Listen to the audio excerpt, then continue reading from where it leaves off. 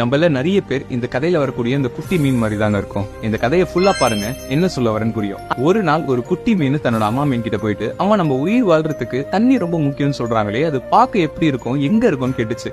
இப்ப அவங்க அம்மா நம்மள சுத்தி இருக்கே இதுதான் தண்ணி அப்படின்னு சொல்லிச்சா. என்னது தண்ணி நம்மள சுத்தி இருக்குன்னு சொல்றீங்க, ஆனா என் கண்ணுக்கு ஒண்ணும் தெரியலையே, நீ இதே கேள்வியை தன்னோட அப்பா கிட்ட கேட்க போச்சு. அவங்க அப்பாவும் இதே பதில சொல்ல ஒன்னும் புரியாத இந்த குட்டி மீன் அந்த வழியா போயிட்டு இருந்த ஒரு சுறா மீனை நிப்பாட்டி இதே கேள்வியை அந்த சுறா மீன் கிட்ட கேட்டுச்சு. இப்ப அந்த சுறா உடனே அந்த குட்டி மீனை தன்னோட தோல்ல சுமந்துகிட்டு கடலோட மேல் பகுதியில போய் நீந்த ஆரம்பிக்குது. தண்ணியில இருந்து மேல வந்த குட்டி மீன் மூச்சோட முடியாம தவிக்குது. இதை பார்த்த சுறா உடனே தண்ணிக்குள்ளேயே போகுது. இப்ப அந்த சுறா அந்த குட்டி மீனை பார்த்து, இப்ப புரியுதா, இதுதான் தண்ணி அப்படின்னு சொல்லிச்சா. இதே மாதிரிதாங்க நம்ம லைஃப்லயும் நம்மளை சுத்தி நிறைய நல்ல விஷயங்கள், நிறைய நல்ல நபர்கள் இருக்காங்க.